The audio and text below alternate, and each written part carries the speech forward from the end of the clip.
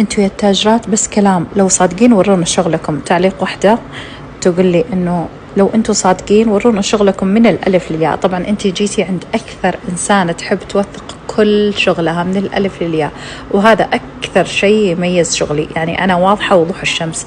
طبعا هنا عندنا العشة نغسلها قبل لا نسوي اي دفعة صدر جديدة.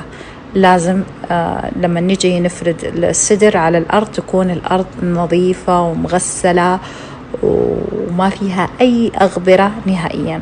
بعدها هنا العمال في مزرعتنا، وهذه أشجار الصدر نقطفها. طبعا في عمال يقطفون حبة حبة، وفي عمال لا والله يأخذونها بالأغصان والأعواد حقتها. فنضطر مرحلة التنقية الأولى اللي هي ناخذ بس نطلع منها الأغصان زي ما أنتم تشوفون، وناخذ الورق بس. طبعا في يكون ورق أصفر، في أحيانا يكون ورق عادي، بس بعد التجفيف سبحان الله تكون نمت الورقة بطريقة غير صحية فتبدأ تصوفر.